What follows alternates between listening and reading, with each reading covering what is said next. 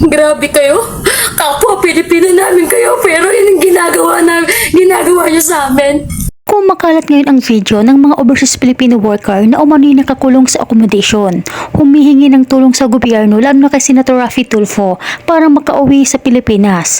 Sa pamamagitan ng isang video, umiiyak ang mga OFWs habang nagmamakaawa ng tulong sa publiko na sana'y matulungan silang maipaabot kay Senator Raffy Tulfo ang kanilang panawagan dahil hindi na umano maganda ang kanilang kalagayan, ang pagtrato sa kanila sa accommodation, mainit, malamok at kulang sa pagkain. At palagi lang umano silang pinapaasa ng kanilang mga agency na hanggang ngayon ay wala pa ring nangyayari. Kaya't idinaan nila sa pamamagitan ng social media ang kanilang reklamo sa kanilang agency na puro paasa at nang mapaabot umano kay Senator Raffy Tulfo ang kanilang problema dahil hindi umano alam ng kanilang pamilya kung ano na ang nangyayari sa kanila sa abroad. Narito pakinggan natin ang buong impormasyon. Tulungan niyo po kami. Gusto namin umuwi. Please po. Nakukulong po kami dito. Wala pong maayos na pagkain. Wala pong maayos na tulugan. Gusto namin umuwi na kasi lang sabi nila. Kasi lang sabi nila, babayaran po namin yung binayad ng employer namin. Tapos sa amin po ito ticket. And then, sabi po ni Richard sa amin na bobo daw ako, tanga daw ako, kasi daw ako magpapakulong po ako ng 6 months o 1 year. Lagi po kami buyad ngayon kasi wala pong aircon. Sira po. Hindi po nila paayos-ayos. Sana po matulungan niyo po kami ngayon. Sana po matulungan niyo po kami ngayon. Lalo na po yung mata ko. Sobrang labo na po. Ayaw po nila akong pa-check up. Alalangalan na po yung pamilya ko. Ako po si Eric. Itubit nila po. Sana po matulungan niyo po ako ngayon. Gusto ko na po makauwi. Lagi po nilang sinasabi na puro process pero hindi po nila ginagawa. Minumura niya po kami. Sabi po babayaran po namin yung 70,000 na pag ano po sa employer namin. Tsaka po yung agent ko po si Aiza Roque. Na sinasabihan po ako ng bobo, tanga, gago. Ako po si Pauline Ferrer. Sana po matulungan niyo po ako makauwi. Ako po si Ira Joyce Tagle.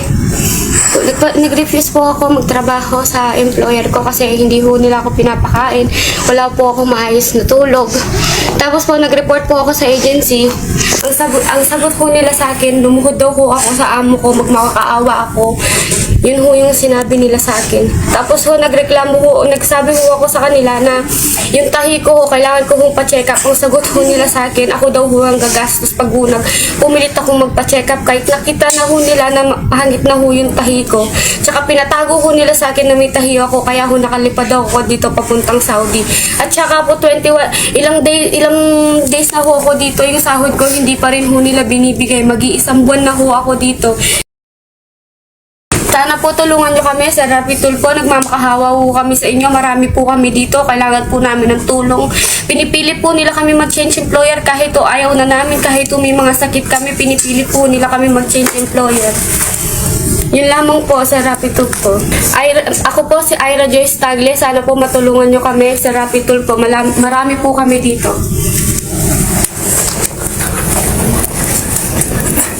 Ako si Manilyn Jersin. Agency ko po Topmost. Tag-iisa lang po ako dito sa accommodation na Topmost. Gusto ko na pong umuwi pero pinipilit po nila akong mag-change employer. 1 month and 10 days na po ako dito. Nag-aantay po ako ng update pero wala po silang update sa akin. Nakarang araw ko lang po nakausap yung agency ko about sa gusto ko na pong mag-uwi. Wala po akong ano sa kanila. Gusto ko pong umuwi. Tulungan niyo po ako sa Raffy Tulfo kasi hindi pa po alam ng pamilya ko about sa akin. Yun lang po. Ako po si Joy Abu. Ako po ay nirefuse ng aking employer dahil ako po ay sinabihan niyang nagnakaw ng kanyang gamit pero wala pong ebidensya. Sinabi ko na po dito sa agency na gusto ko na lang pong umuwi kasi na-trauma po ako sa ginawa ng aking employer pero pinipilit po nila akong mag second option na magpanibago na Abu na binalik po ako ng aking employer dahil ako po ay kanyang pinagbintangan na nagnakaw po ng kanyang gamit. Gusto ko na lang po ngayon ay makauwi ng Pilipinas. Pero pinipilit po nila akong mag-try ulit po ng bagong employer, pero ayoko na po kahit anong pilit po nila sa akin, ayoko na po. Ang gusto ko na lang po ngayon ay makauwi po ng Pilipinas. Tulungan niyo po ako, Polo Owa, Sir Rafi Tulfo, tulungan niyo po kaming mga Pilipina dito dahil marami na po kami dito. Yun lang po. Pag-share po, nakakanood po ng video namin na ito. Pag-share po, maraming salamat po. Akala ko, Nasa agency na po kami. Magiging masaya at malaya na po kami sa mga employer namin. Pero nagkamali po ako. May cellphone, pinagkakaitan po kami. Ito po, dalawa po yung cellphone ko. Yung isa po, kinuha nila. Yung isa po, nalusot ko lang po kaya nakapag-video po ako ngayon. Grabe kayo. Kapwa Pilipino namin kayo, pero yun yung ginagawa niyo sa amin. Please po, Rafi Tulfo, Embassy, tulungan niyo po kami. Maraming salamat po. Yung pamilya ko po, 2 beses na po nag-report sa Polo Owa sa Pampanga. Pero hanggang ngayon di pa rin po ako dinadala sa Polo Owa dito po sa Saudi Arabia. Parang awa niyo po, tulungan niyo po kami. Paki-like, comment, share po yung video na to para po makaabot po to kay Sir Rafi Tulfo. Dahil marami po kaming umaasa sa inyo sa mga nakakanood. Ito lang po yung way namin para maparating po kay Sir Rafi Tulfo tong hinanain po namin na to. Marami po kami dito, pinipilit po nila kami mag-change employer. Hindi po kami pinapakausap sa mga pamilya namin. Imbis na po sila pong maging kakampi namin dahil po na mapangit po yung naranasan namin sa naging employer namin. Pero wala po. Kapwa po namin sila Pilipino pero pinapahirapan po nila kami dito. Nakalak po kami. Hindi po kami pinapakausap sa pamilya namin. Pinipilit po kami mag-change employer. Tinatakot po lagi nila kami na ikukulong daw po kami dito. Pakiusap po, tulungan niyo po kami sa pamamagitan po ng pag-share ng video na to. Yun lamang po. Tignan niyo kalagayan namin dito. Hindi na makakain. Puyat. Dahil ang daming lamok. Hindi walang electric fan, hindi walang aircon. Ang daming langaw.